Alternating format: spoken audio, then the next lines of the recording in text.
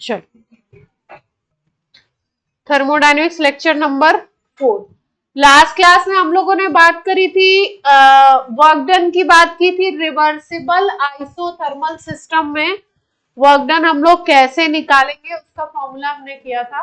Log में -2.303 nRT log V2 by V1। अब हम लोग बात कर रहे हैं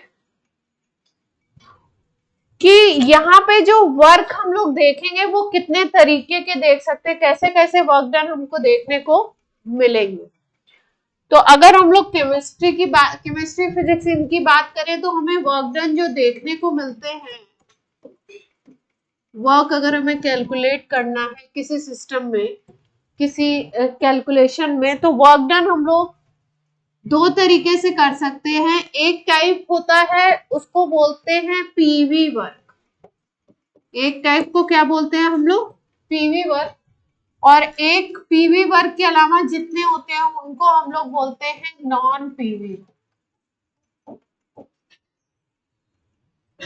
तो केमिस्ट्री के इस चैप्टर में ये जो नॉन पीवी वर्क है इसका कोई हमारा कोई मतलब ज्यादा नहीं, काम ही नहीं है। फिजिक्स में करते हैं ये, जैसे हम लोग इलेक्ट्रोस्टैट पढ़ेंगे तो इलेक्ट्रिकल वर्क पढ़ेंगे, अगर हम लोग ग्रेविटेशनल करेंगे तो ग्रेविटेशनल वर्क। इस तरीके से अलग अलग सिस्टम में फिजिक्स के हम लोग करते हैं नॉन पीवी वर्क की बात, है ना। यहाँ पे जो हम लोग बात करेंगे वो किसकी बात करेंगे? पीवी वर्क डन की बात करेंगे। प्रेशर वॉल्यूम के थ्रू वर्क जो निकाल रहे हैं सिस्टम में। और ज्यादातर जो केसेस होंगे अपने पीवी वर्क में जो केसेस लेंगे हम लोग, वो हम लोग इस तरीके से लेंगे कि या तो प्रेशर चेंज हो रहा हो, ये कुछ केसेस मिलेंगे हमको, या वॉल्यूम चेंज हो रहा हो, है ना। इस तरीके के इस सिस्टम में हम लोग वर्क निकालेंगे। तो पीवी वर्क में जो हमारा मेन कंसिडरेशन होगा, जो हमारी प्रॉब्लम्स होंगी, जो क्वेश्चंस होंगे, वो गैसेस पे बेस्ड आएंगे। लिक्विड और सॉलिड पे बेस्ड क्वेश्चन हमारे पास नहीं के बराबर ही होंगे। ऐसा क्यों? क्योंकि ज्यादा प्रेशर वगैरह लगाने पे सॉलिड और लिक्विड के वॉल्यूम में ज्यादा चेंज, ऐसा सिग्निफिकेंट चेंज नहीं आता है। इसलिए हमारी जो स्टडी का फील्ड है वो किस तक रहेगा, किस तक लिमिटेड है? गैसेस की ही बात करेंगे हम लोग ज्यादा। यहाँ पे वॉल्यूम चेंज इन केसेस में हाई प्रेशर लगाने पे वॉल्यूम चेंज नेग्लिजिबल होता है। इसलिए इस सिस्टम में हम पीवी वर्क की बात यहाँ पे हम लोग नहीं करने वाले, हमारे पास ऐसे क्वेश्चंस नहीं है। ये कैटेगरी अपनी नहीं, अपने पास गैसेस हैं। और गैसेस में भी हम लोग बात करेंगे, एक कैटेगरी होती है गैसेस की आइडियल गैस, इसकी बात करने वाले। मतलब मैक्सिमम क्वेश्चंस, मैक्सिमम डीलिंग अपनी किसके साथ होगी? आइडियल गैस के साथ।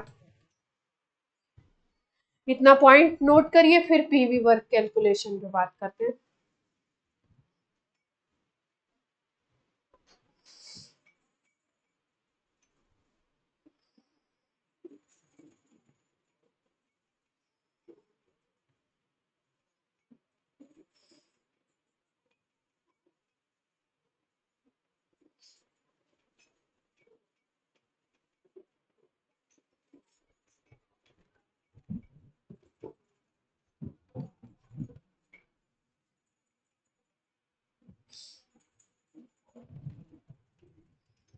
हो गया?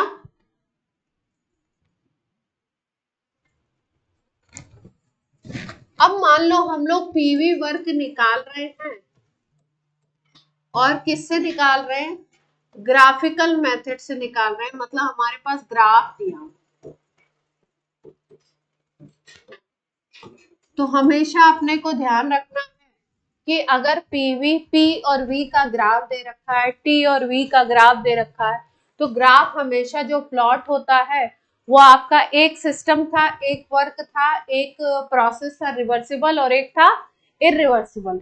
इरिवर्सिबल में हमने क्या बोला था कि सडन चेंज होता है, एकदम से चेंज होता है, और रिवर्सिबल में क्या होता है, धीरे धीरे चेंज होता है। प्रेशर भी जो हम ऊपर अप्लाई करते हैं वो धीरे धीरे बढ़ाते हैं या धीरे धीरे कम करते हैं। तो उस केस में अगर प्रेशर बढ़ाते हो गैस के ऊपर तो गैस का कंप्रेशन होता है, अगर प्रेशर धीरे धीरे आप रिलीज करते हो तो गैस क्या होती है, एक्सपेंड होती है। तो दोनों केसेस में ही वर्क होता है। एक बार गैस के ऊपर वर्क होगा अगर प्रेशर लगा रहे हो, और एक बार अगर गैस एक्सपेंड कर रही है तो गैस खुद वर्क कर रही है ना। सिस्टम खुद वर्क करता है या सिस्टम के ऊपर वर्क होता है, दो ही केसेस देखने को मिलते हैं। अगर हम बोल रहे हैं कि पीवी कर्व बना हुआ है, पीवी ग्राफ बना हुआ है, तो आपको डेफिनेटली ये दिमाग में रहना चाहिए कि प्रोसेस हमेशा कैसा होगा, रिवर्सिबल। प्रोसेस हमेशा कैसा होगा, रिवर्सिबल, क्योंकि इरिवर्सिबल प्रोसेस इतना सडन होता है कि उसके लिए कर्व प्लॉट नहीं कर सकते, ग्राफ प्लॉट हम लोग नहीं कर सकते। उसमें पीवी कर्व इसलिए बनता है रिवर्सिबल का, क्योंकि पीवी कर्व धीरे धीरे धीरे धीरे चेंजेस आते हैं जिससे आप कर्व को ड्रॉ कर सकते हो। अगर इरिवर्सिबल प्रोसेस है तो उसमें पीवी कर्व आपको नहीं मिलेगा। यानी अगर ग्राफिकल मेथड है या आपको पीवी कर्व देखने को मिल रहा है तो वो कौन सा प्रोसेस होगा, डेफिनेटली रिवर्सिबल प्रोसेस होगा, इरिवर्सिबल प्रोसेस तो नहीं। कैसा प्रोसेस होगा, रिवर्सिबल प्रोसेस। अब पीवी कर्व से हम लोग को अगर वर्क निकालना है तो निकालते कैसे, जैसे मान लीजिए इधर प्रेशर दे रखा है, इधर वॉल्यूम दे रखा है। प्रेशर मान लीजिए पास्कल में दिया हुआ है, वॉल्यूम मीटर क्यूब में दिया है, दोनों एमकेएस में दिए हुए। कोई कर्व बना हुआ है, यहाँ से स्टार्ट हो रहा है, ये पहली पोजीशन है, और यहाँ पे खत्म हो रहा है, कर्व बना। तो अगर आपको पीवी कर्व गिवन है और 1 से 2 स्टेट तक जाने में आपको वर्क डन कैलकुलेट करना है, तो इसका सिंपल सा फॉर्मूला होता है एरिया अंडर द कर्व। क्या आता है इसका फॉर्मूला, अगर हमें इस केस में पीवी वर्क डन निकालना है तो फॉर्मूला क्या बनता है इसका, एरिया अंडर द कर्व। यानी कर्व के नीचे जितना एरिया आ रहा है वो एरिया आप कैलकुलेट कर दीजिए, तो आपका क्या आ जाएगा, वर्क डन। यहाँ पे अगर एरिया हम लोग देखें, यहां से मिला दो अंडर कर्व, ये एरिया बोला जाएगा। तो ये जो पूरा एरिया बन रहा है, ये जो पूरा एरिया बन रहा है, इसी को हम लोग क्या बोलेंगे, work done during 1 to 2। System अगर 1 से 2 पे जा रहा है तो वर्क डन हो जाएगा। अगर इस पोजीशन को 1 बोल दिया, इसको 2 बोल दिया, इसको नाम दे दो बी और डी, तो ये क्या आ जाएगा, किसका एरिया आ जाएगा, area of 1 2 B D. A B C D नाम नहीं दिया, 1 2 बी डी, कुछ भी दे सकते हैं, एबीसीडी भी लिख सकते हैं।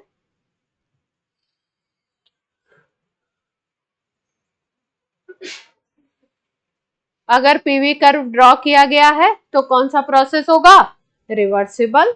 और वर्क डन कैसे कैलकुलेट कर सकते हैं पीवी कर्व के through, area under the curve. कोई समस्या,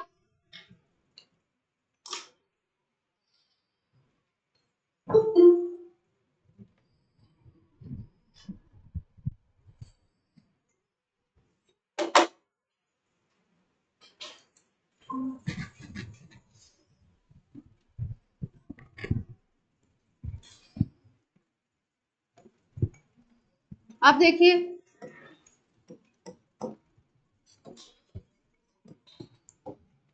ये पीवी कर्व है आपका। यहाँ पे अगर देखो आप, ऐसा बना देगा, डायरेक्शन अपोजिट कर देते हैं, यहां से जाना है इधर, ठीक है, 1 से 2 पे।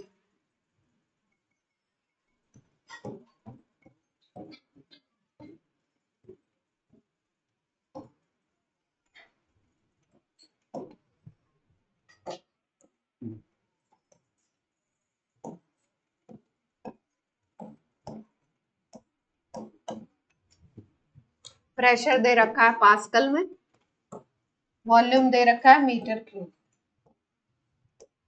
तो क्या आएगा वर्क डन? वर्क डन क्या आएगा? एरिया अंडर कर्व आ जाएगा। अब कैसे निकालेंगे देखो ध्यान से।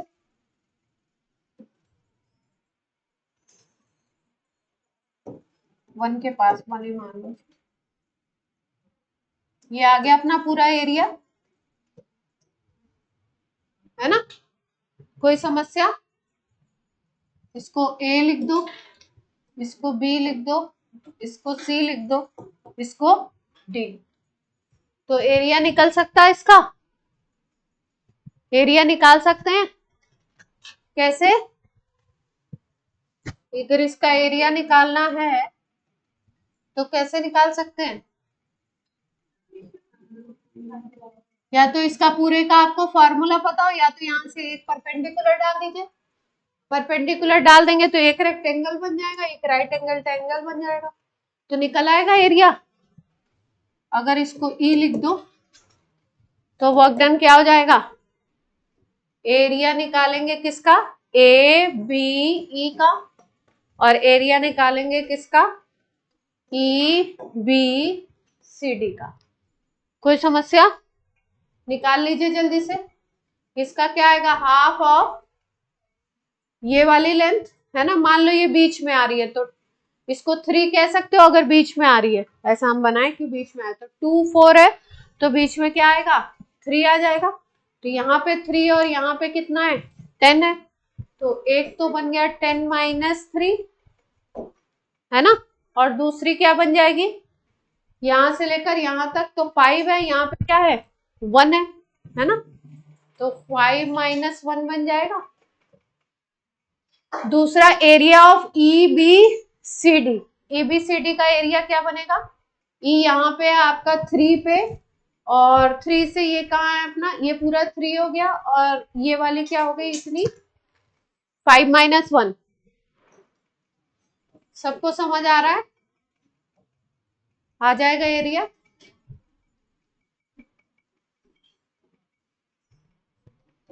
कितनी आएगी वैल्यू? जल्दी से निकालो।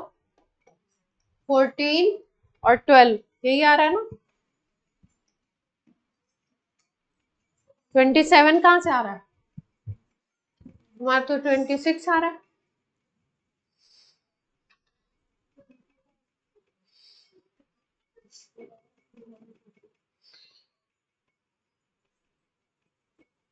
कर लेंगे।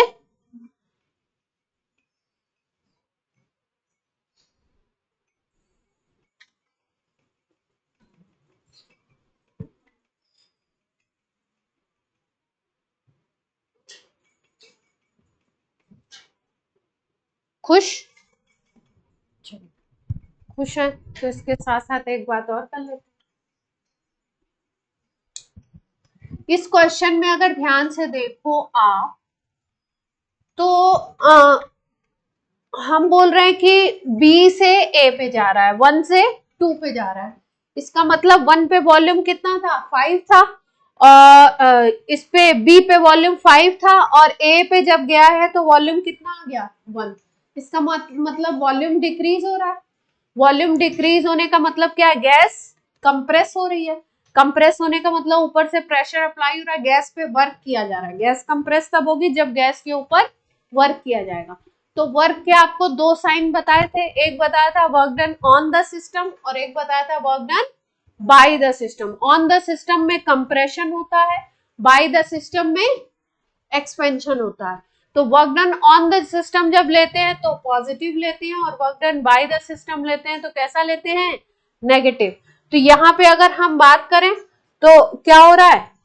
कौन सा प्रोसेस हो रहा है? कंप्रेशन हो रहा है ना? कंप्रेशन हो रहा है। क्यों?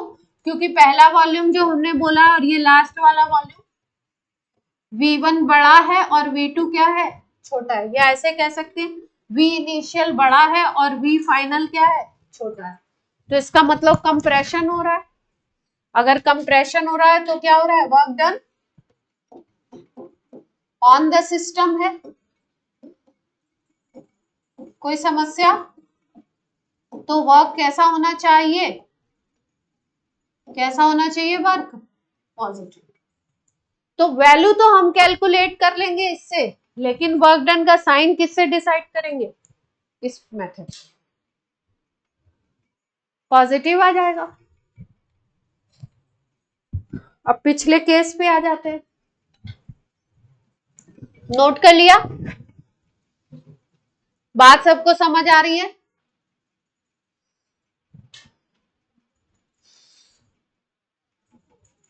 अब यहां पे देखो, यहाँ पे पहला पोजीशन ये था, दूसरा ये था, यहाँ पे जा रहा है यहाँ से यहाँ, तो यहाँ वॉल्यूम कम है, यहाँ पे वॉल्यूम ज्यादा है। इसको वी इनिशियल बोल दो, इसको वी फाइनल बोल दो। फाइनली यहाँ पे जा रहा है, डायरेक्शन ये। तो यहाँ पे V final is greater than V initial, तो वॉल्यूम बढ़ रहा है, यानी कि गैस क्या हो रही है? एक्सपेंड हो रही है, एक्सपेंशन हो रहा है। और अगर गैस में एक्सपेंशन हो रहा है यानी गैस खुद वर्क कर रही है और एक्सपेंड हो रही है, तो यानी कि वर्क क्या हो रहा है? Work done by the system है या work done by the gas है। और जब गैस खुद वर्क करती है तो वर्क कैसा लेते हैं हम? नेगेटिव। तो यहाँ पे जो वर्क डन आएगा वो कैसा आएगा? जो भी वैल्यू आएगी वो क्या आएगी? कोई समस्या?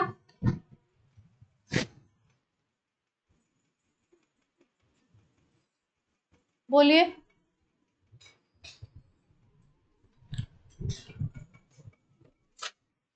अब यहाँ पे ऐसे स्टार बना के छोटू सा पॉइंट बनाएंगे बगल में। नई जगह हो तो आगे बना लीजिए कॉपी। वर्क का साइन अगर हमें देखना है तो एक और तरीके से देख सकते हैं हम लोग। अगर इस सिस्टम को देखो तो ऐसे चल रहा है, पीवी वर्क में ऐसे चल रहा है ना। अब इसको हम बोलते हैं, अगर साइक्लिक सिस्टम में इस पार्ट को हम डालेंगे तो साइक्लिक सिस्टम इस तरीके से होता है। साइक्लिक सिस्टम में हम बोलेंगे ये डायरेक्शन है, इस डायरेक्शन को हम बोलते हैं, क्लॉक ऐसे ही चलती है ना, क्लॉकवाइज डायरेक्शन। तो जब भी डायरेक्शन होगी क्लॉकवाइज तब वर्क कैसा होगा? यानी अगर साइक्लिक सिस्टम में देख रहे हो, डायरेक्शन अगर क्लॉकवाइज है तो वर्क डन कैसा लेना है अपने को? नेगेटिव।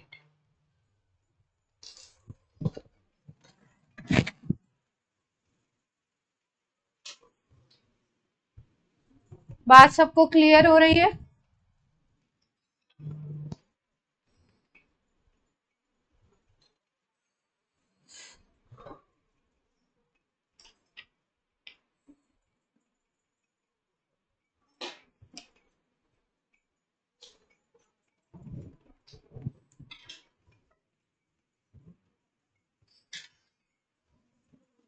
अगले वाले में क्या हो जाएगा? नेक्स्ट वाले में इसमें कौन सी डायरेक्शन मिल रही है अपने को? ऐसे मिल रही है। ऐसे का मतलब क्या है? एंटी क्लॉकवाइज कह सकते हो।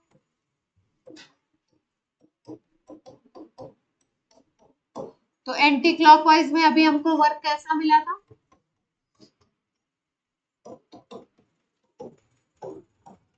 कोई समस्या हो तो बोले। ये सब पॉइंट्स अपने को क्या करने हैं? याद।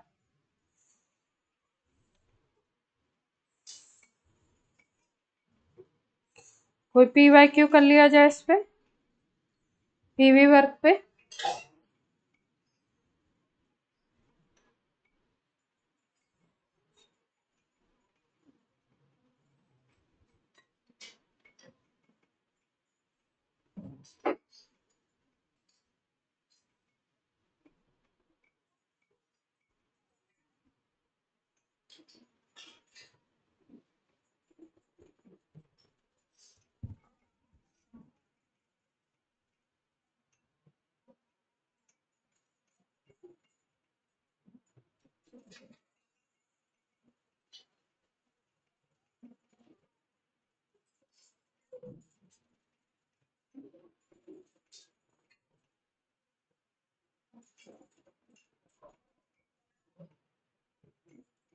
रिसेंट में क्वेश्चंस नहीं आए लगता।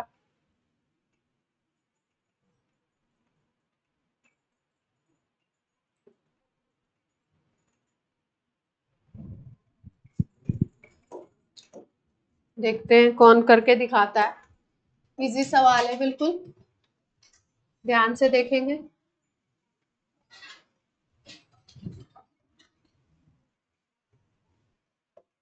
प्रेशर दे रखा है पास्कल में, वॉल्यूम दे रखा है metre cube.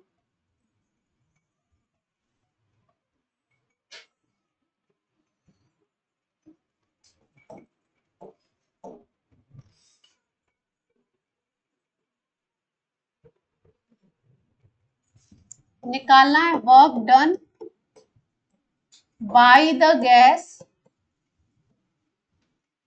Work done by the gas in reversible expansion, reversible expansion A B C में। ए बी सी का मतलब ए से बी पे जा रहे हैं, बी से सी पे जा रहे हैं। इसमें निकालना है डेटा कैसे दे रखे हैं।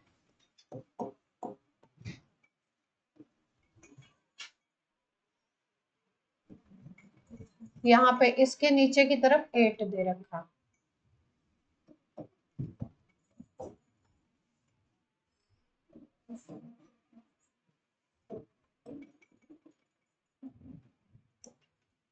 यहाँ पे 4 6 8 दे रखा।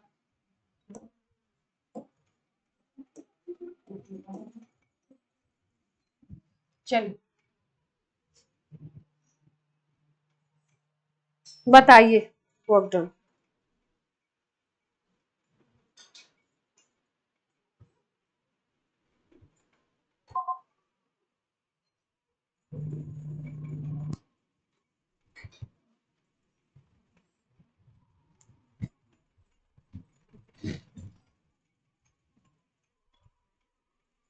बी वाला पॉइंट 8 के जस्ट ऊपर है ना। इसको ऐसे अगर हमने जो मेथड बताया उससे करना है तो यहां से क्या करिए, परपेंडिकुलर डाल दीजिए। तो ये रेक्टेंगल, अगर इसका फॉर्मूला आता हो तो इससे भी कर सकते हैं। क्या बन रहा है ये ट्रेपेजियम। क्या होता है area trapezium, half sum of parallel side into height. तो वैसे भी कर सकते हैं, इजी है। तो हाइट क्या लेते हैं, हाइट ये लेते हैं, ये वाली 48 आंसर आ रहा है। हाइट कौन सी लेते हैं, ये वाली, ये लेते हैं कि ये वाली, ये वाली, ये हाइट होती है। अच्छा मुझे नहीं पता, आप हम तो तोड़ के ही करते हैं, जैसे करो आप, है ना।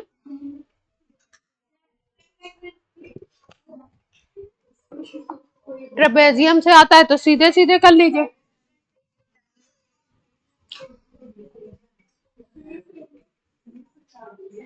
क्या आ रहा है आंसर 24। क्या आ रहा है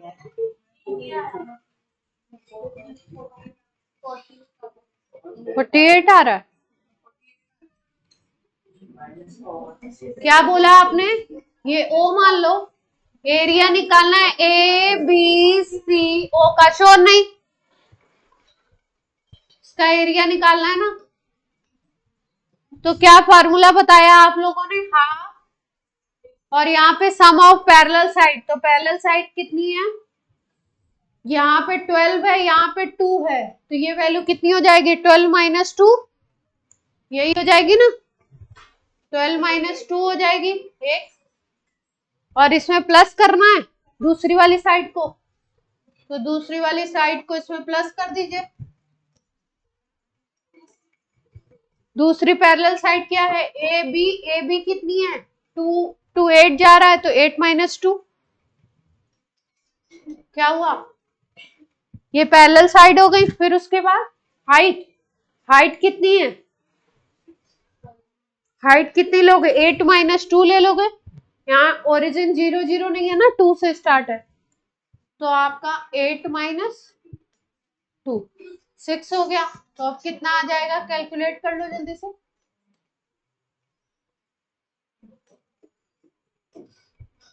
ये आ गया आपका 8 इंटू 648। कोई दिक्कत? जूल में आएगा आंसर, बोलिए। माइनस का होगा, ऑप्शन देखे जाए, ऑप्शन क्या दिए थे इन्होंने, मेंस का सवाल था।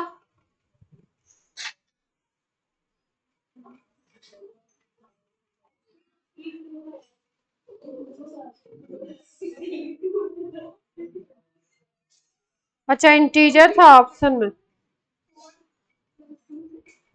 तो इंटीजर है तो 48 में कर देंगे, 48 ही करेंगे। तो मैग्नीट्यूड पूछना चाह रहे हैं इसका मतलब है ना। क्लियर हो गई बात सबको? कर लेंगे ऐसे सवाल, ऐसे क्वेश्चंस कर लेंगे पीवी कर्व वाले। अब कोई भी कर्व दिया उसको तोड़ फोड़ के निकाल लेंगे एरिया, है ना, किसी भी तरीके का दिया हो एरिया निकाल लेंगे। चलिए, अगर मान लीजिए कोई सिस्टम ऐसा हो जिसमें हो रहा हो फ्री एक्सपेंशन, क्या वर्ड लिखा हो आपको, फ्री एक्सपेंशन, है ना। तो फ्री एक्सपेंशन में क्या होता है, जो हम लोग W का यूनिवर्सल फॉर्मूला, W का ये यूनिवर्सल फॉर्मूला, यूनिवर्सल का मतलब सारे फॉर्मूला इसी से निकले होते हैं, P external into delta V या P एक्सटर्नल इंटू DV, इससे निकालते हैं हम लोग। तो जो फ्री एक्सपेंशन होता है ना, इसमें एक्सटर्नल प्रेशर जो होता है वो 0 होता है फ्री एक्सपेंशन में, यानी कि एक्सटर्नल कोई प्रेशर ही नहीं है, फ्री एक्सपेंड कर रही है गैस। तो फ्री एक्सटेंशन में एक्सटर्नल प्रेशर 0 होता है, इसलिए यहाँ पे ये क्या आएगा, वर्क डन क्या आ जाएगा,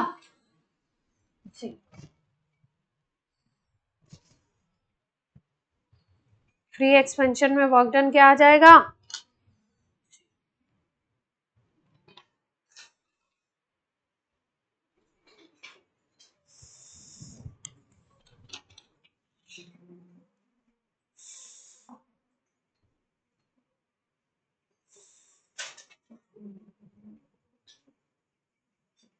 चलो एक क्वेश्चन लिखिए बढ़िया सा प्यारा सा। At 27 degree centigrade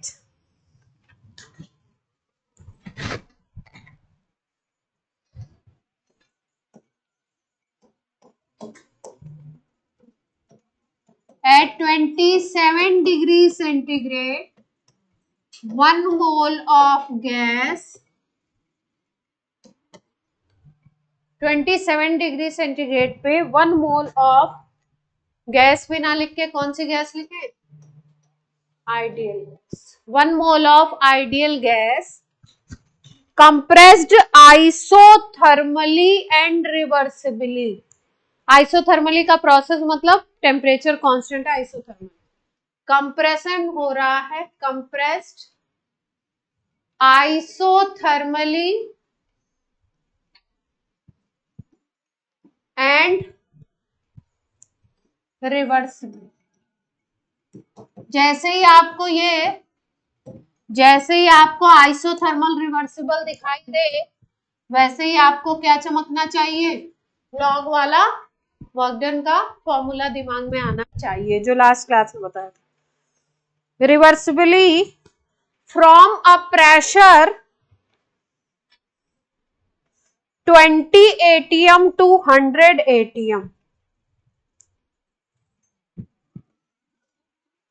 from a pressure 20 atm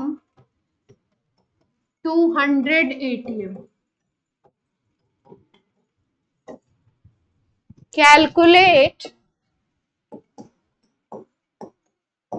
calculate करना है आपको दो चीजें, डेल्टा U एंड Q,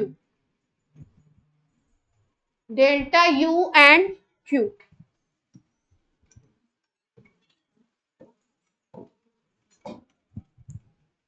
ठीक है, मैं करके बताती हूँ, पहला क्वेश्चन है तो मैं करती हूँ। सबसे पहली बात अपने को दिख गया, आइसोथर्मल प्रोसेस है, रिवर्सिबल प्रोसेस है, तो वर्क डन अपन निकाल सकते हैं, है ना। की पॉइंट क्या है क्वेश्चन का, वर्क डन निकालेंगे रिवर्सिबल आइसोथर्मल प्रोसेस का फॉर्मूला लगा के। उसके बाद हम लोग फर्स्ट लॉ ऑफ थर्मोडायनेमिक्स लगाएंगे। फर्स्ट लॉ ऑफ थर्मोडायनेमिक्स क्या था अरेंज?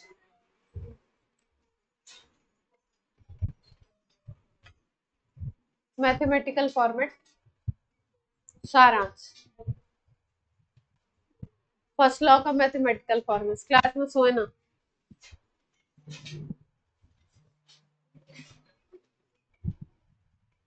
मैथमेटिकल फॉर्मेट राजवंश,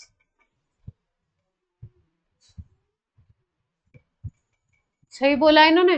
delta U is equal to Q plus W लगाएंगे और उससे हम लोग क्यू और डेल्टा यू ये निकालने की कोशिश। चलो देखिए क्या फॉर्मूला बताया था रिवर्सिबल आइसोथर्मल में वर्क डन का। एक तो वॉल्यूम वाला था और एक कौन सा था? प्रेशर वाला था। यहाँ पे क्वेश्चन में क्योंकि दोनों प्रेशर दिए हुए P1 P2 दिया हुआ है, प्रेशर कहाँ जा रहा है? P1 प्रेशर 21 atm हो गया और प्रेशर P2 क्या हो रहा है? 100 atm। यही था ना अपना फॉर्मूला। क्या था वर्क डन का? बोल दीजिए जल्दी से। वर्क डन क्या था? W इज इक्वल टू बोलिए 2.303 nRT और क्या था? लॉग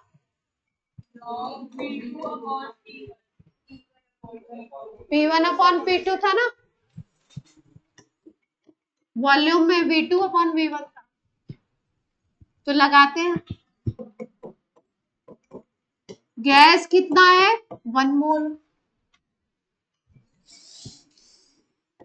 आर की वैल्यू लगाएंगे। Temperature should be in kelvin. अगर टेम्परेचर आपका 27 डिग्री सेंटीग्रेड दिया है तो केल्विन में निकालेंगे तो 300 बन जाएगा। टेम्परेचर हो गया 300। लॉग P1 कितना है? 20 atm और P2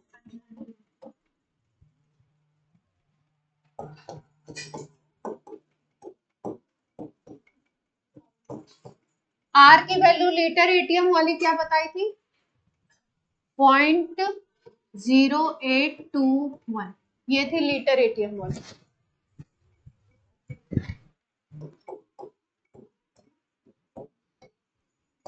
लॉग में ये ऊपर नीचे वाली वैल्यू कट सकती है?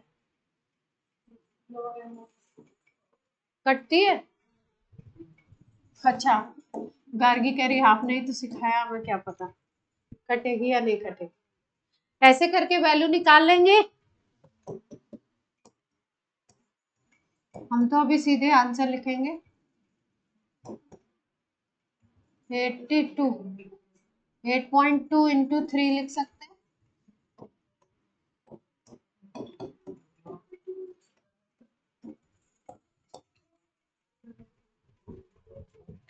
log 20 को तोड़ लेंगे 2 इंटू 10 और log 100 को तोड़ेंगे 10 रेज़ टू पावर 2 तो 2 log 10 बन जाएगा। ठीक है, तो ऐसे अपना सॉल्व हो जाएगा। वैल्यू हम निकालते हैं।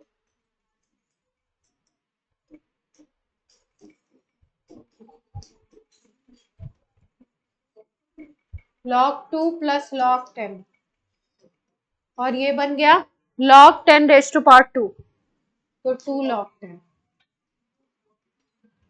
ठीक है, log 2 की वैल्यू थी 0.3010, log 10 की 1 होती है, 2 log 10 की हो जाएगी 2 इंटू 1 तो निकाल लेंगे। अब हम वैल्यू निकाल के आपको रखते हैं। आ रहा है 965.84। ओए इन्होंने क्या किया इजी करने के लिए कैलकुलेशन को, इन्होंने ये वैल्यू नहीं ली है, कैलोरी में ले ली।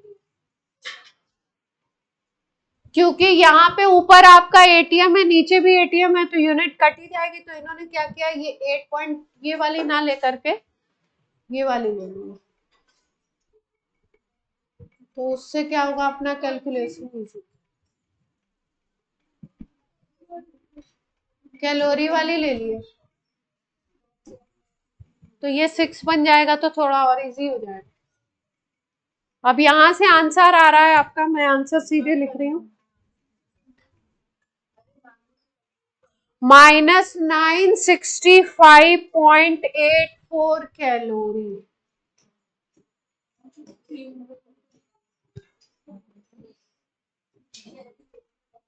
अब 300 रहेगा क्योंकि हमने उसका जीरो उड़ाने में तो 300 हटाया था ना, तो 300 तो रहेगा ही।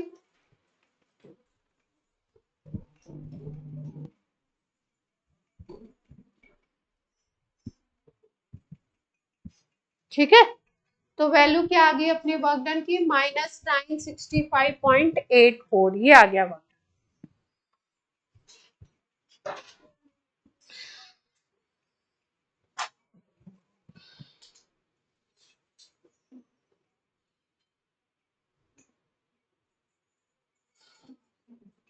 हो गया सबका। तो वर्क डन तो निकालना नहीं था अपने को, क्या निकालना है, डेल्टा यू निकालना है और क्यू निकालना। चलते हैं आगे।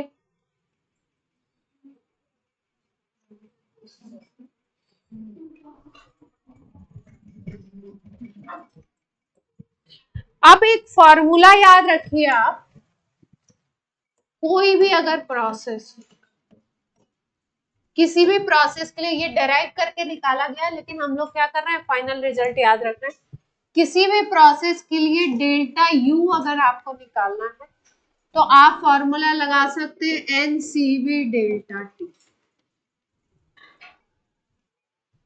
किसी भी प्रोसेस के लिए अगर आपको डेल्टा एच निकालना है तो एक यूनिवर्सल फॉर्मूला है एनसीपी डेल्टा।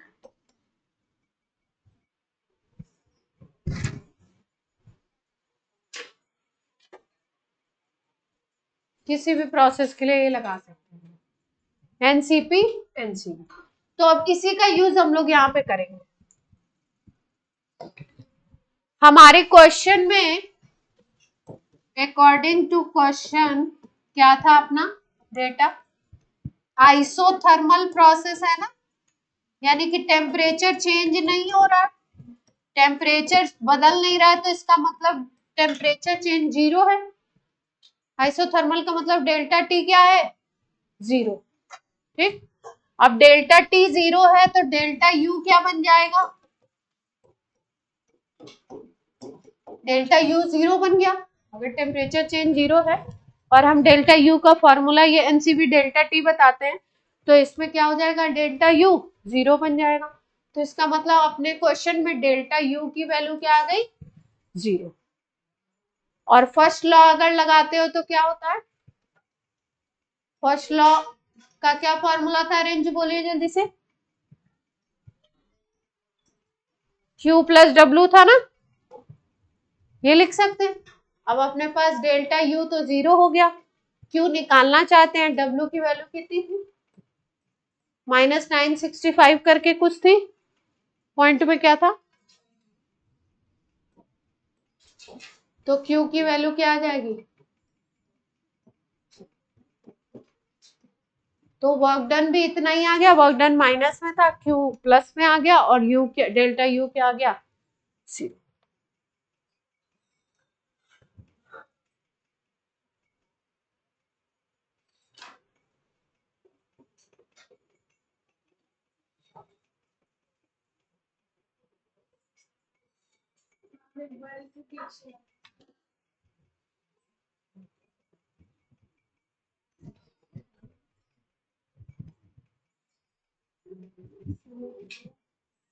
कोई समस्या है,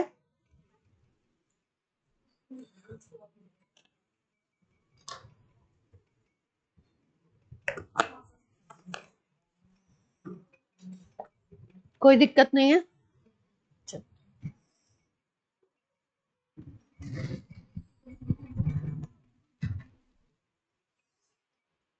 गौरांगी समझ में आ रहा है, कर लेंगे। नीट में भी ऐसे पीवी कर्व वाले हल्के फुल्के सवाल ये भी आते हैं।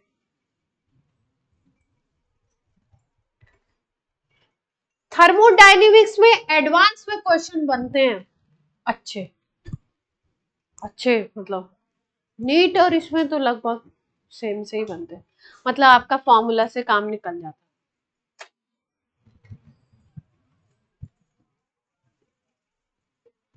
ये वाली स्लाइड हो गई थी सबकी?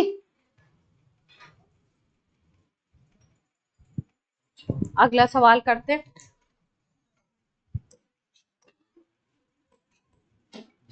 इसी में बीच बीच में थर्मोडायनेमिक्स के कॉन्सेप्ट भी सीखते जाएंगे, जैसे क्वेश्चंस के अकॉर्डिंग जो चीजें आती जाएंगी वो आपको बताते जाएंगे। पीवी कर्व दे रखा है,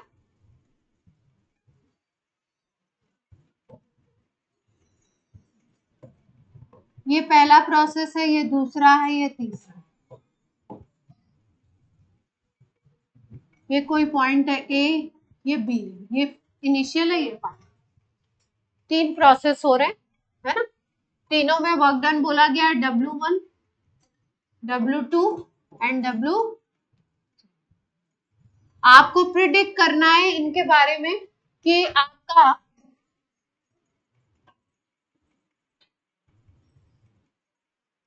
मतलब ऑप्शंस ऐसे दिए हैं, W1 इज इक्वल टू,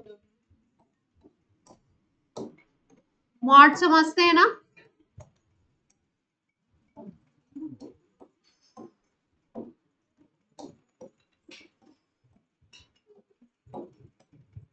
ऐसे ऑप्शन दिए आप।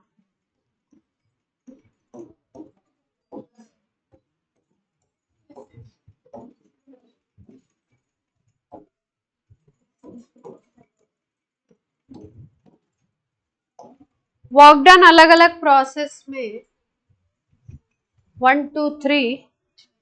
चौथा ऑप्शन अच्छा नहीं है, चौथा दूसरा बना देते हैं।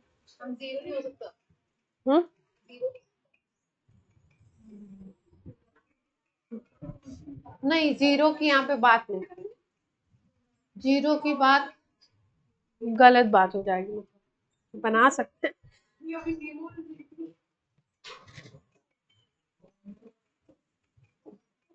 जीरो बोलते ही सबको जीरो चमकता है ना।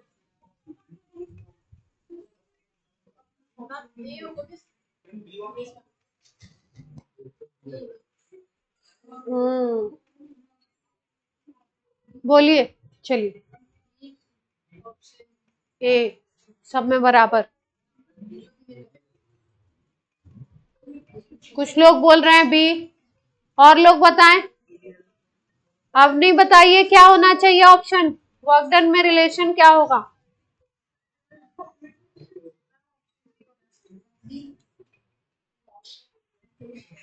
लक्षिता, तुम्हारे हंसने की बीमारी अच्छी नहीं है। कभी कभी हाँ लक्षिता, अक्षिता जो भी,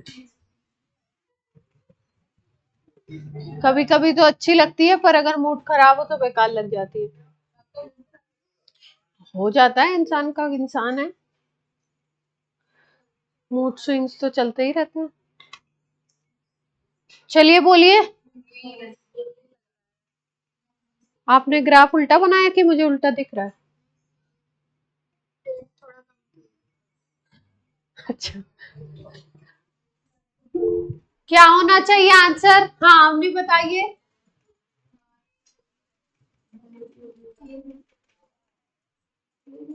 बोलिए बोलिए पहले। ए लग रहा है? अच्छा, राजू श्रीवास्तव आता था पहले, कॉमेडियन, है ना? वो यही बताता था कि जब वो क्या होता है, इंटरव्यू कोई करने जाता है जहाँ बाढ़ वगैरह आई हो, कुछ ऐसी त्रासदी हुई हो, तो वहां पे जहाँ नेटवर्क नहीं आता है, बाढ़ आ गई है कहीं, कहीं नेटवर्क मिल रहा है कहीं नहीं, तो वो रिपोर्टर जो होता है वो ऐसे ही चिल्लाता है, बोलिए बोलिए, बताइए बताइए, बताइए बताइए, उनसे संपर्क नहीं हो पा रहा है। अब नहीं बताइए,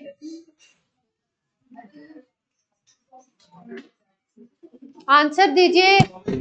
मेरी आवाज जा रही है कि नहीं? एरिया अंडर द कर्व ही तो लेना है, कहाँ दिक्कत आ रही है? 3 कर्व हैं, 1 2 3। एरिया अंडर द कर्व क्या आएगा? तीनों का अलग अलग आएगा, क्या पता लग रहा है? Arrange, arrange. आपका क्या आंसर आया है?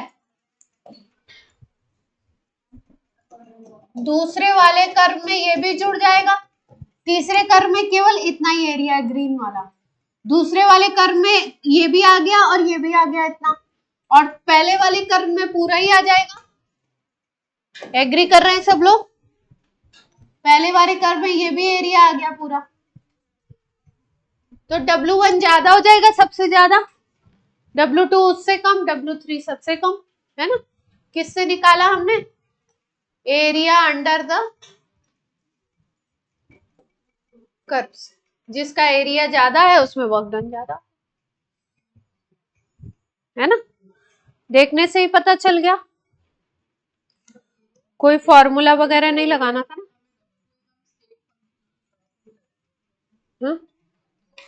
वर्क तो पाथ फंक्शन है ना, स्टेट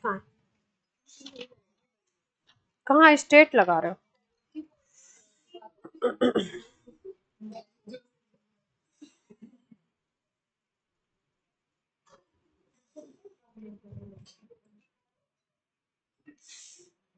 तीनों को अलग अलग करके दिखाया ना। चलिए, हीट कैपेसिटी सिखा दी थी आपको। हीट कैपेसिटी का कोई सवाल नहीं करा ना हमने?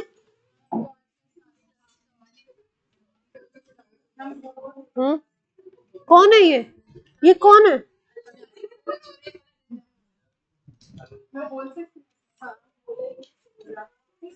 ये सब नहीं बोल सकते हैं, आपको अलाउड नहीं है बिल्कुल।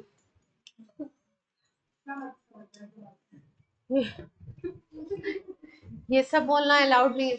चलिए, तो क्या क्या चीजें हम लोगों ने सीख ली कि आपका पहला फॉर्मूला हमने सीखा फर्स्ट लॉ से, दूसरा आज एक सीखा एनसीबी डेल्टा टी, तीसरा क्या सीखा? डेल्टा एच निकालना है तो एनसीपी, है ना। ये सीवी जो लेंगे वो मोलर वाला लेंगे, मोलर हीट कैपेसिटी लेनी है अपने को, एम ही लिख दो, मोल यूज कर रहे हैं ना यहाँ पे। ये तीन फॉर्मूला हम लोगों ने सीखे और एरिया अंडर द कर्व निकालो। चलो, अब करते हैं अपन एक और चीज, रिएक्शन में सीख लेते हैं कैसे करोगे रिएक्शन के लिए। मान लो कोई केमिकल इक्वेशन गिवन है,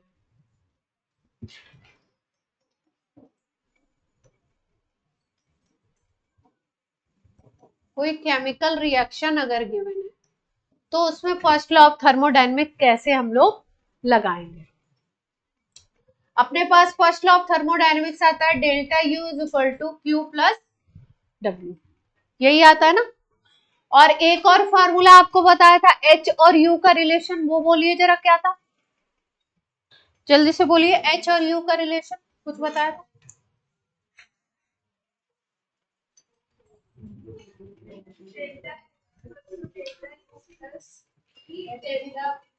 delta H is equal to क्या बताया था? Delta U plus P delta V, ये एक सीखा था हम लोगों ने, है ना। यहां से अगर हम लोग देखें तो delta U is equal to क्या आ जाएगा? Delta H minus P delta V आ जाएगा। यहां तक सबको ओके?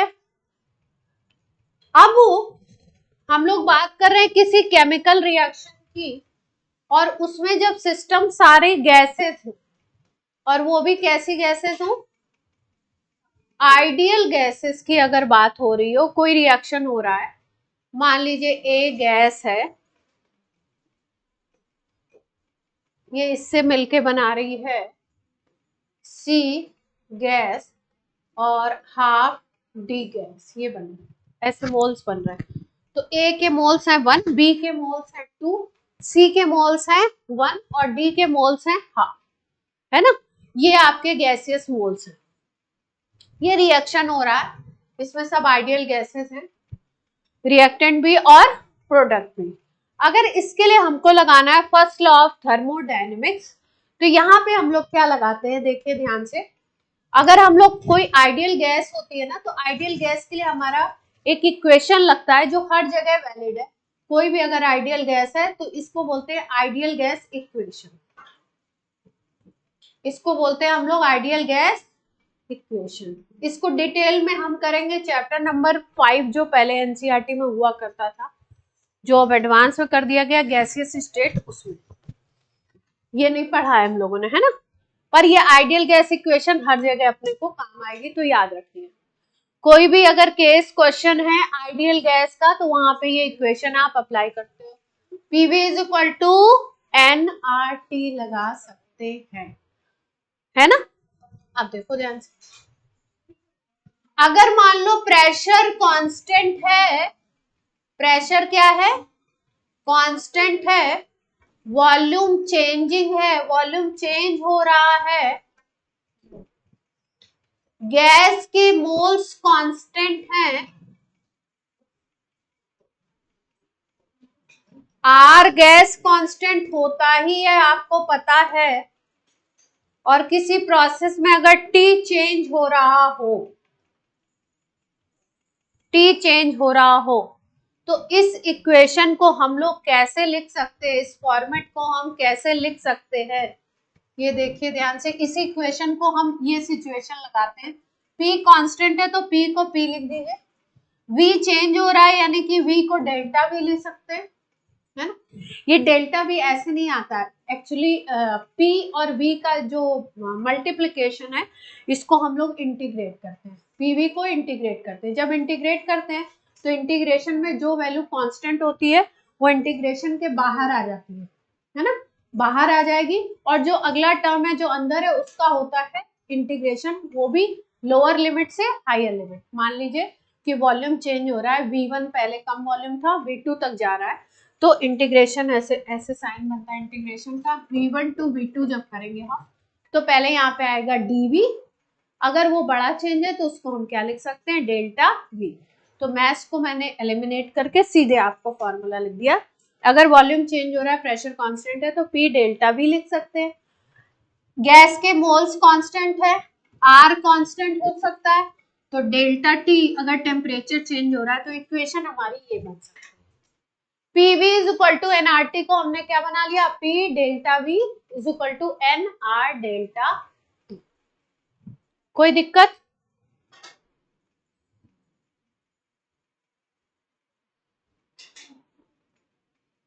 बोलिए। अब ये जो आपका P डेल्टा V है ना, इस यहाँ पे लगाएंगे हम लोग NR डेल्टा T, अगली स्लाइड पे लगाएंगे, हमारे पास जगह नहीं है। हाँ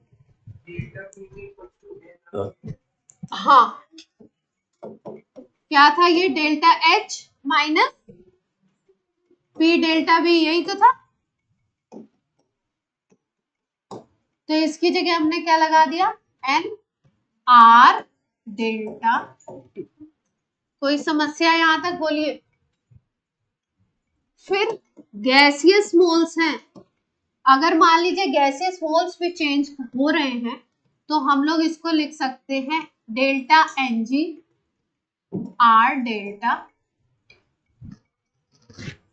delta Ng R delta T। Delta Ng क्या है, देखिए ध्यान से, डेल्टा Ng होता है gaseous moles of product minus gaseous moles of reactant. मतलब प्रोडक्ट के कितने गैसियस मोल्स हैं उनको जोड़ लीजिए, माइनस कर दीजिए गैसियस मोल्स ऑफ रिएक्टेंट। ये इक्वेशन किसके लिए लगेगी, किसी केमिकल इक्वेशन के लिए।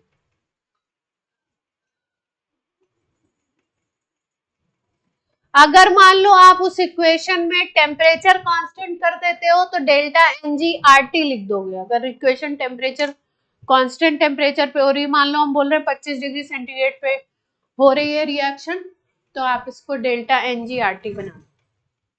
अब अगर पिछला अपन इक्वेशन देखें तो इसमें डेल्टा Ng क्या आ जाएगा, प्रोडक्ट के कितने गैसियस मोल्स हैं, 1 प्लस हाफ, 1.5 हो गए, और रिएक्टेंट के कितने आ गए थे, 1 + 2, 3 आ गए, तो लगा सकते हैं यहाँ पे। और ये कितना था, तो ये कितना बन गया, 1.5 - 3, तो वैल्यू कितनी आ गई, कोई समस्या? प्रोडक्ट के मोल्स माइनस रिएक्टेंट के मोल्स करने हैं। ये मैंने एक एग्जांपल लिया है,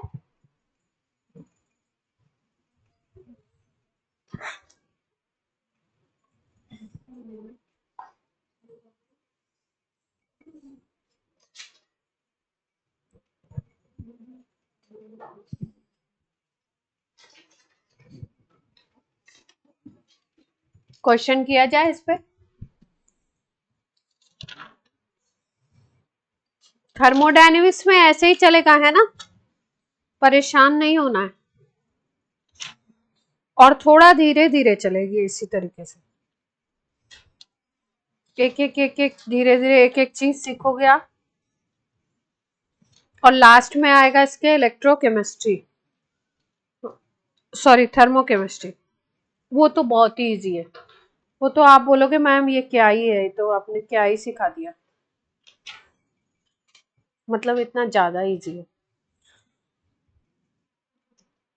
चलिए, अच्छा सा सवाल होना चाहिए, बढ़िया सा। ये किसका सोल्यूशन, देखिए question, difference between heat of reaction, difference between heat of reaction at constant pressure and at constant volume,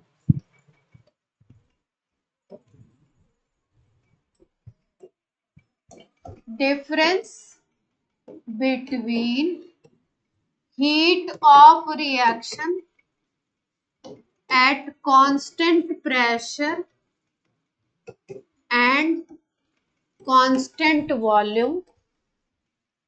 किसी को राइटिंग ना समझ में आए तो पूछ लीजिएगा, ये कैलकुलेट करनी है। इक्वेशन दे रखी है, कहाँ गई,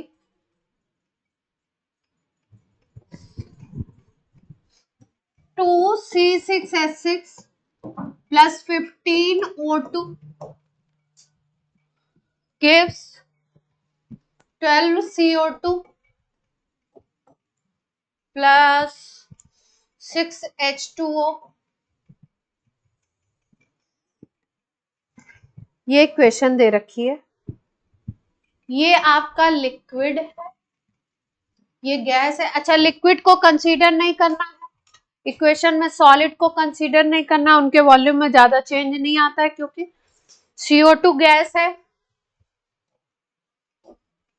जो डेल्टा Ng लगाएंगे ना, लिक्विड को छोड़ देंगे, लिक्विड को नहीं ऐड। और टेम्परेचर दे रखा है 27 दे दें तो ज्यादा अच्छा नहीं दे रहे हैं, 25 दे दें।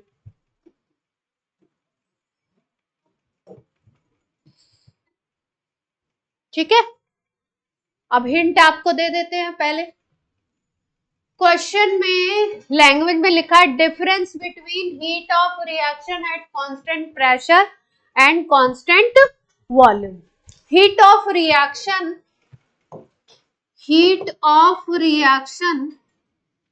एट कांस्टेंट प्रेशर को हम लोग QP कह सकते हैं, और ये होती है delta H।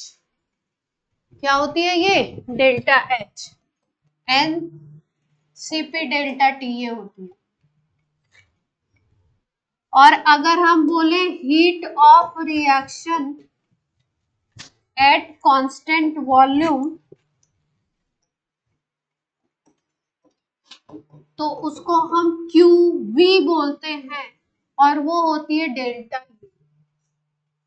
Heat of reaction at constant volume is delta U and heat of reaction at constant pressure is, constant pressure की बात करेंगे तो हमें एंथैल्पी की याद आनी चाहिए, H की। कांस्टेंट वॉल्यूम की बात करेंगे तो कौन सी हीट निकलती है कांस्टेंट वॉल्यूम पे? Internal energy change, delta U, ये होता है NCV डेल्टा टी। ठीक है, अभी जो इक्वेशन हमने यूज की है उसी को यूज करके आपको निकालना है, डिफरेंस निकालना है डेल्टा H और डेल्टा U का। अभी इक्वेशन हमने रिएक्शन के लिए बताई थी ना, उसी को यूज करना है।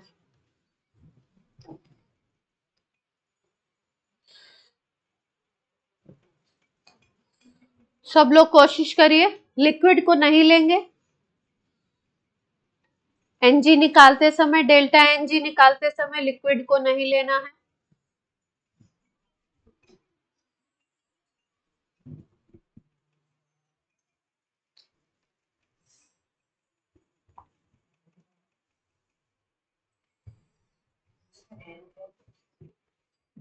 मोल्स, मोल्स अभी बताया था ना, moles of product minus moles of reactant करेंगे।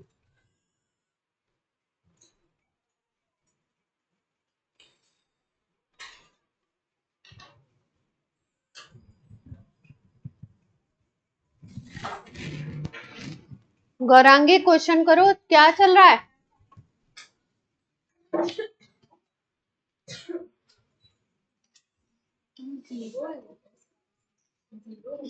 जीरो आ रहा है, टेम्परेचर तो चेंज ही नहीं हुआ, टेम्परेचर तो कांस्टेंट है ना। ऐसे तो सभी चीज जीरो कर दो, हैं?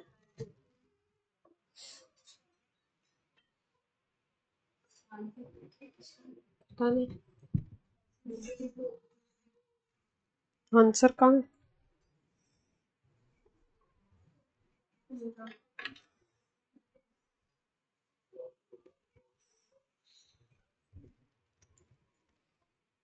इक्वेशन लगाई, आंसर आ रहा है, आ गया रेंज नहीं है। अभी इक्वेशन क्या सिखाई थी Ng वाली, बोलिए जल्दी से।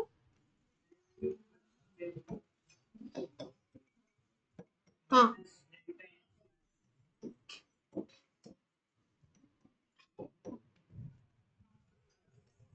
ठीक है, जब इसको डेल्टा N कर रहे हैं तो इसको T ले रहे हैं, इसको क्या ले रहे हैं?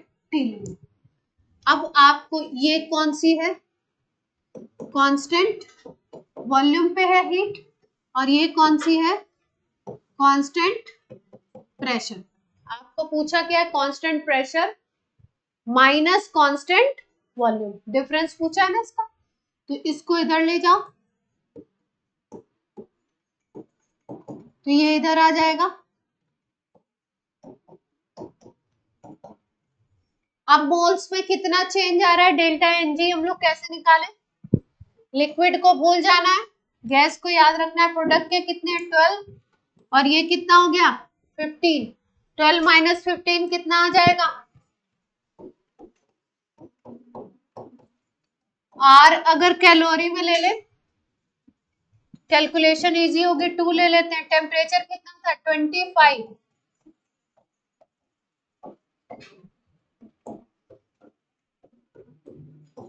298 आ जाएगा ना।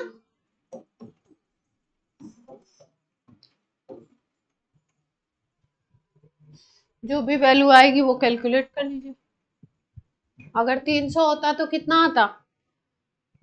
1800 आता।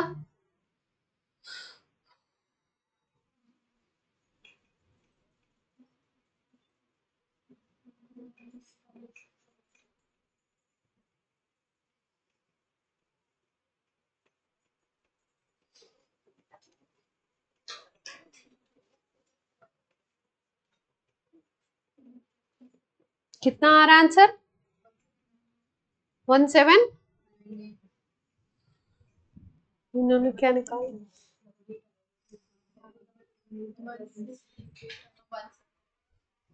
ऑप्शनल क्वेश्चन में आप लोग देख लीजिएगा कि 17,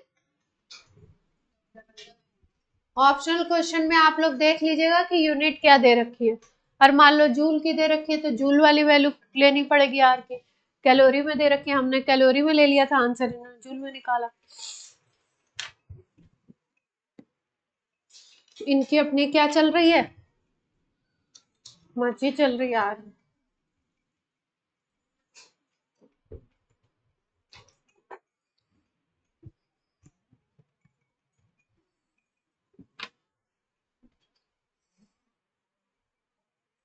परेशान हो रहे क्या आप लोग हैं बच्चों? क्वेश्चन करने से बोर हो रहे हैं?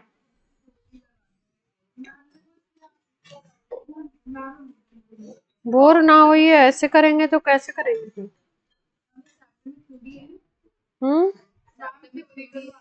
थ्योरी ऐसे ही है। हाँ और क्या, छोटे छोटे ऐसे कॉन्सेप्ट्स आएंगे, कॉन्सेप्ट पे क्वेश्चंस आएंगे, ऐसे ही आए।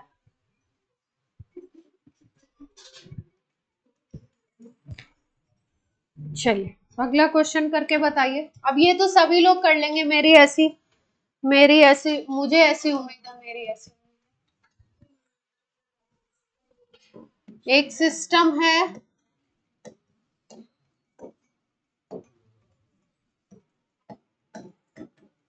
200 जूल वर्क कर रहा है and at same time absorb कर रहा है 150 जूल हीट। सिस्टम वर्क कर रहा है कितना, 200 जूल, एब्जॉर्ब कर रहा है 150 joule heat. Magnitude of change in internal energy निकालना है।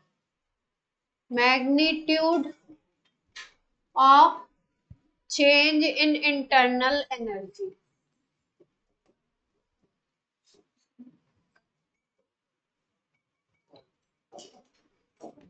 डेल्टा यू निकालना है। क्यू और डब्ल्यू दोनों दे रखे हैं तो निकाल लेंगे।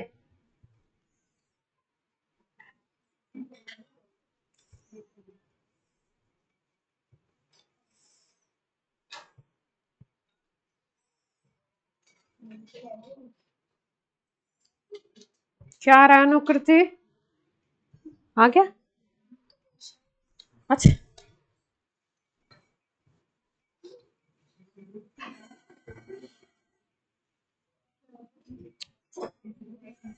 हम्म 250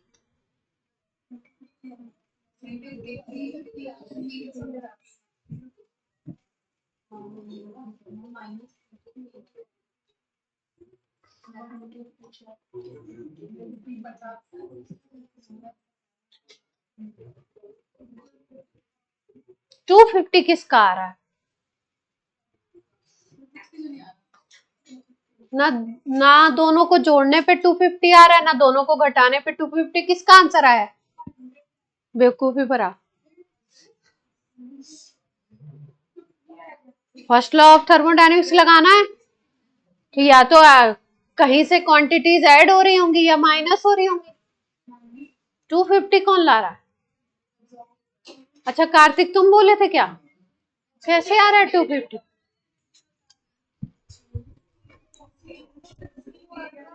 क्या आया आंसर? 350 ऐड हो रहा है। अच्छा सिस्टम वर्क कर रहा है 200 जूल, है ना? तो सिस्टम जब वर्क करता है तो वर्क कैसा लेते हैं, पॉजिटिव या नेगेटिव? इतनी बार सिखाया, सिस्टम पे वर्क करोगे तो पॉजिटिव, सिस्टम वर्क करेगा तो नेगेटिव, है ना? जैसे मैं अगर सवाल करके दिखाती हूँ तो आप क्या रहते हो, खुश रहते हो, है ना? आपको सवाल बता दिया, आप खुश। और अगर आपको करना पड़ता है तो क्या होता है, आपको जोर आता है। तो सिस्टम को अगर काम करना पड़ रहा है तो वर्क क्या है, नेगेटिव, और सिस्टम पर वर्क कर रहा है कोई तो पॉजिटिव। तो ये सिस्टम वर्क कर रहा है, system does 200 joule of work, यानी कि वर्क डन क्या आएगा,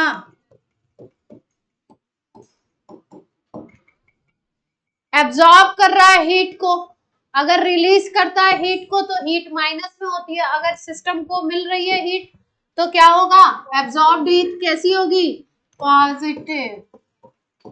अब तो कुछ है ही नहीं, दम ही नहीं है सवाल में। Delta U is equal to Q plus W. तो क्यू कितना था 150 और डब्ल्यू कितना हो गया, माइनस में आ गया, तो -50 आ जाएगा। -50 जूल का क्या मतलब है, अगर इंटरनल एनर्जी चेंज माइनस में आ रहा है तो इसका मतलब है कि फाइनल स्टेट में इंटरनल एनर्जी कम है और इनिशियल स्टेट में ज्यादा है। अगर ये वैल्यू नेगेटिव आ रही है, चेंज अगर नेगेटिव आता है तो इसका मतलब यही होता है ना, जैसे हम लोग डेल्टा वी अगर नेगेटिव आ जाए तो यही बोलेंगे ना कि फाइनल की स्पीड कम हो रही है और पहले की स्पीड ज्यादा है। तो यहाँ पे क्या कह सकते हैं, इससे इंटरप्रिटेशन हम ये निकाल सकते हैं कि you final is less than you initial. कोई समस्या बोलिए।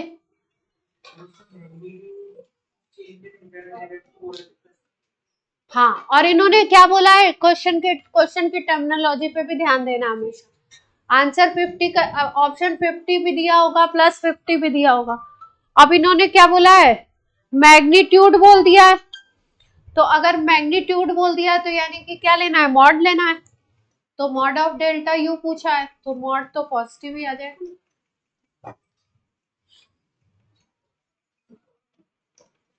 कोई समस्या, वैल्यू तो 50 आ गई। तो इन सब चीजों पे भी क्या करना है आपको, ध्यान रखना है। अगला क्वेश्चन कौन करेगा जल्दी से बताइए, फिर एक कॉन्सेप्ट अच्छा से सिखाएंगे इसके बाद। मानसी क्या हुआ, क्या तुम लोग कर रहे हो, हमको क्यों डिस्ट्रैक्ट कर रहे हो।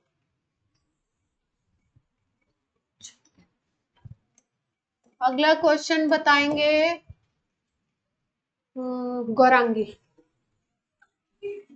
अभी करा चुके हैं ये सवाल इसलिए। Difference in delta H and delta U is delta H minus delta U. ठीक है भाई, इसमें क्या खास बात है।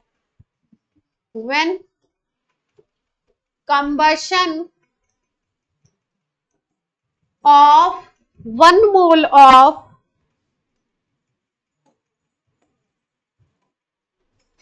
heptane is carried out at temperature T। Heptane के 1 मोल का कंबशन कर रहे हैं तो delta H minus delta U निकालना है आपको। वैल्यू दे रखी है -4RT, 3RT, 4RT, -3RT। Options, अब कोई भी एल्केन दिया हो ना उसके कंबशन में ध्यान रखेंगे, जैसे अभी हम लोगों ने बेंजीन का कंबशन लिखा था ना। क्वेश्चन सबने नोट कर लिया,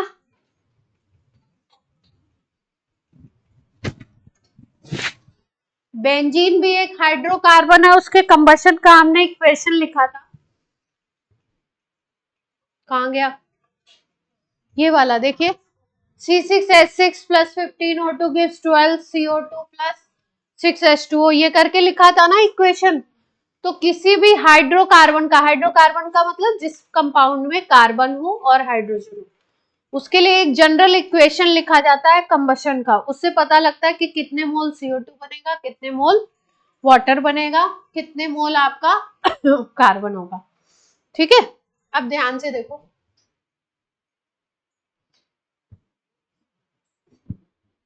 प्यार से देखिए जरा सा।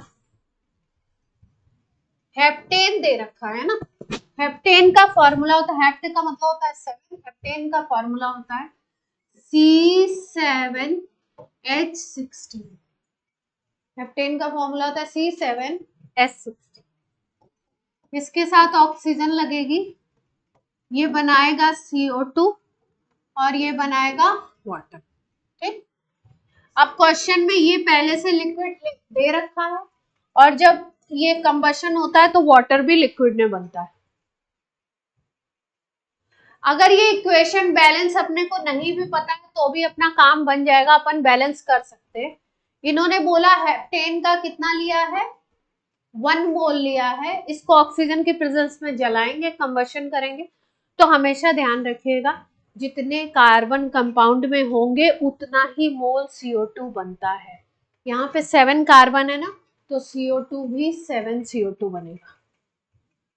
पूरी बैलेंस अगर रिएक्शन ना भी करे तो अपनी बात इतने से ही बन जाएगी, क्योंकि ये 7 CO2 बन गया, ये 1 मोल था, ये H2O है। अब अगर रिएक्शन को बैलेंस करो तो कैसे करोगे? ऑक्सीजन कितने चाहिए अपने को, देखो जरा सा ध्यान से, ये 16 है तो वाटर कितना होगा 8, तो ऑक्सीजन अब कितने बन गए इस साइड में 14, 14 प्लस 8 कितना बन गया 22। तो 22 के लिए अगर इसको करना है तो 11 कर दें। क्लियर है बात? अब अपना सवाल बन जाएगा, ये गैसियस है और ये गैसियस है, ये तो लिक्विड है तो इनको तो भूल जाना है, केवल गैसियस से मतलब है। तो डेल्टा Ng क्या आ जाएगा क्वेश्चन में, 7 माइनस 11 आ जाएगा, -4 आ गया, -4 आ गया। अब फॉर्मूला लगा देंगे, delta H minus delta U निकाल नहीं लेंगे, निकालिए क्या आएगा पहले, -4 RT, क्या फॉर्मूला लगाया,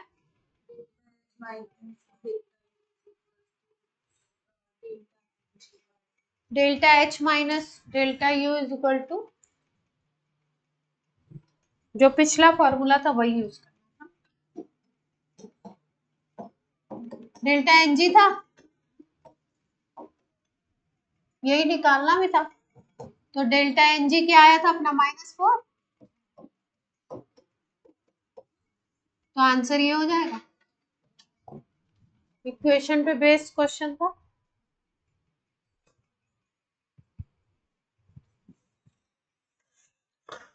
कर लेंगे अब, ऐसा कोई इक्वेशन का है तो, है ना।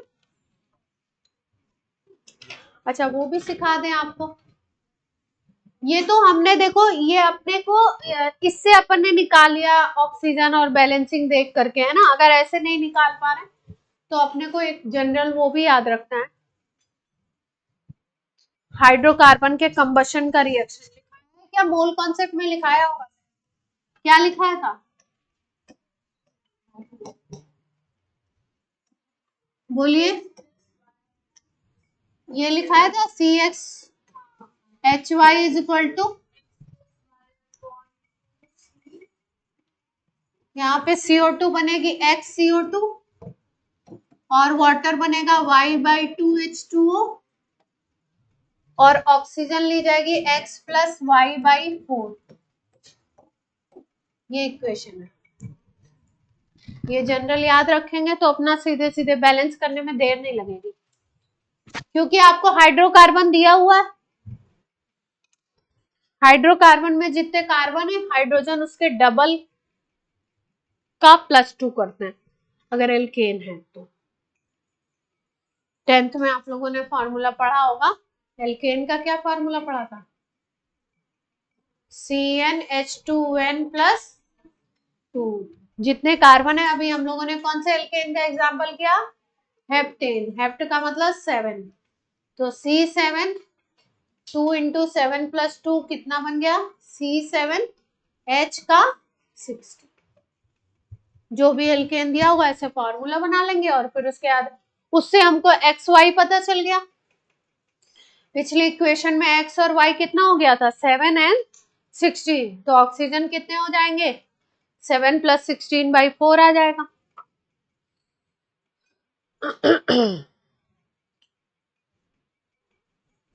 16/4 होता है 4, तो 7 + 4 11 आ गया। 11 ही आया था अपना बैलेंस करने से भी। खुश?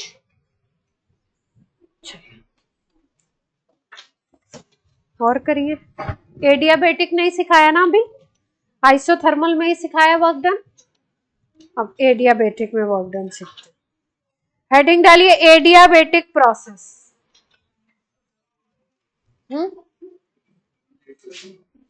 क्या हो गया? अभी लास्ट क्लास में कुछ सिखाया था आपको, कुछ आपको ज्ञान दिया था लास्ट क्लास में?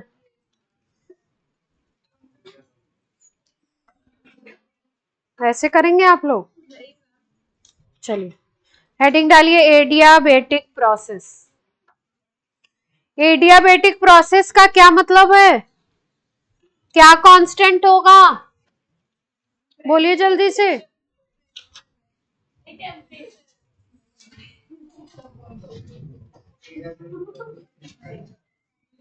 इंसान खत्म हो जाएगा इंसान ऐसे। आइसोथर्मल का मतलब था ना टेम्परेचर कांस्टेंट, आइसोबारिक का मतलब प्रेशर कांस्टेंट, आइसोकोरिक का मतलब वॉल्यूम कांस्टेंट। एडिया वर्ड आ जाए तो heat transfer constant, Q constant, Q zero constant नहीं, Q इज इक्वल टू 0 है। और first law of thermodynamics delta U is equal to Q plus W हो गया। इसका मतलब आपका जितना डेल्टा U होगा वो क्या होगा? Work done. यानी जितना आप वर्क करोगे सारा का सारा work change in internal energy करवाएगा, क्योंकि हीट में तो यूज होना नहीं है, हीट वेट चेंज होना नहीं है। तो जितना भी वर्क डन होगा ये क्या कराएगा आपका? Change in internal energy. कोई समस्या?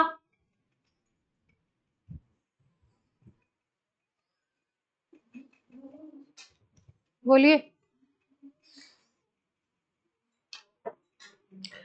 अब कोई भी अगर एडियाबेटिक प्रोसेस है ना, तो उसके लिए 3 फॉर्मूला हम लोग जैसे आइडियल गैस के लिए यूज करते थे वैसे यहाँ पे करते हैं। एक फॉर्मूला है PV gamma is equal to constant, PV raise to power gamma is equal to constant.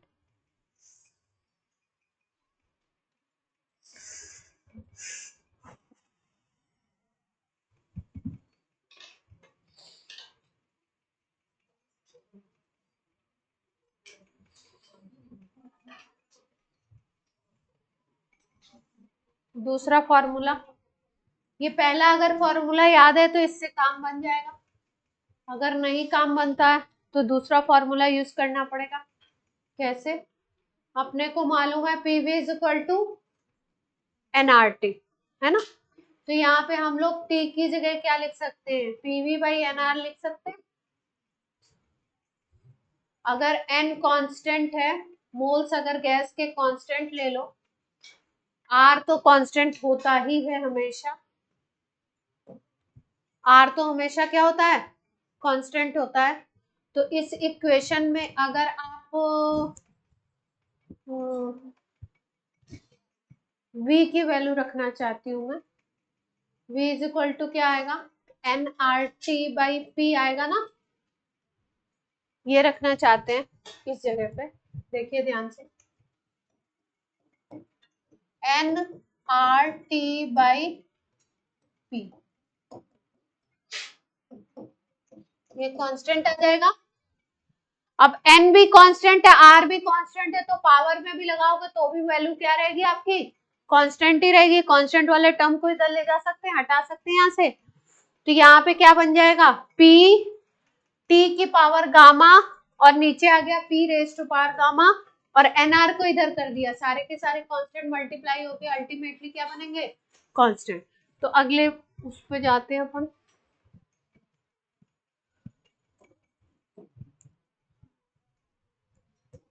P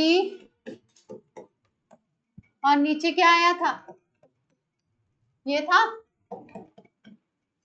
constant को राइट हैंड साइड में ले गए तो कांस्टेंट से मल्टीप्लाई होके क्या बन गया। अब ये गामा वाले को ऊपर ले जाओगे तो क्या बनेगा, यहाँ पे p रेज़ टू पावर 1 है, ये ले जाओगे तो क्या बन जाएगा यहाँ पे,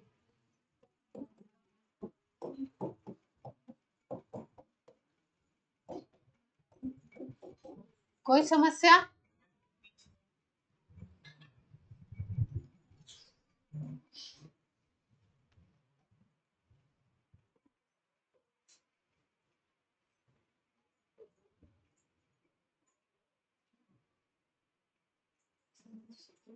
हो गया, कुछ गड़बड़ हुई है, ये आ गया। अगर आप ये वाले p को नीचे लाते तो क्या बनता,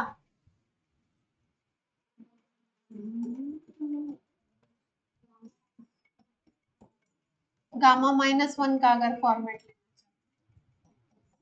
गामा की वैल्यू 1 से बड़ी आई थी, मोनो डाई ट्राई तीनों में क्या वैल्यू थी, लास्ट क्लास में बोला था याद करके आने को,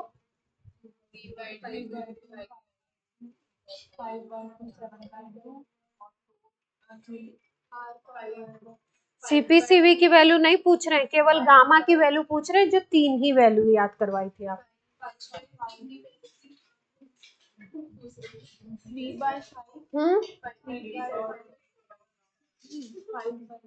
क्या ये वाले p रेज़ टू पावर 1 को नीचे ले आए, इसको नीचे भी तो ला सकते, ये तो ये प्रूवन रिजल्ट है, ये डेराइव किया गया, डेरिवेशन हम आपको नहीं सिखा रहे हैं, हाँ डेरिवेशन नहीं सिखा रहे।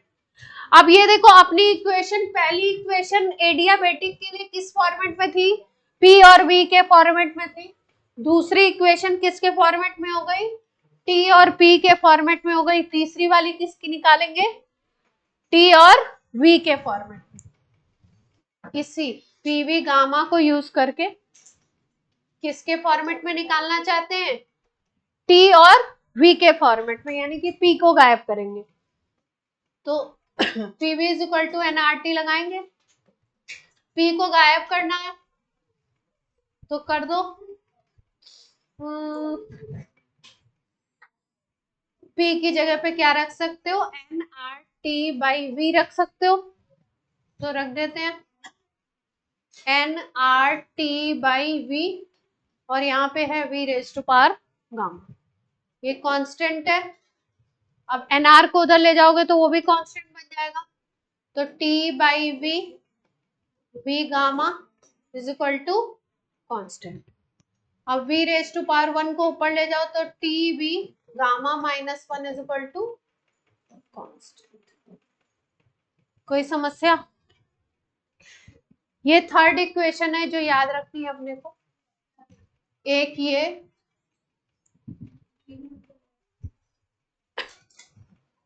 एक ये वाली गामा -1 के फॉर्मेट में याद रखनी है तो ये याद कर लो, नहीं तो कर लो, जो याद हो जाए। और पहली वाली तो ये है ही, PV gamma is equal to, सबसे इजी तो यही वाली है। सवाल किस फॉर्मेट में आएगा उसके हिसाब से इक्वेशन यूज करें, हम लोग तो एक ही याद रखते थे, उससे चेंज कर लेते थे, पर आजकल बच्चे तीनों याद रखते हैं।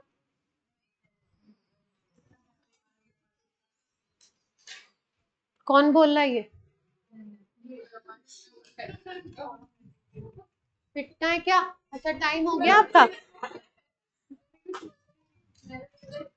आज की क्लास करते हैं और नेक्स्ट उसमें एडियाबेटिक पे क्वेश्चंस करेंगे, कैसे कैसे सवाल आए। चलिए बाय बाय बच्चों।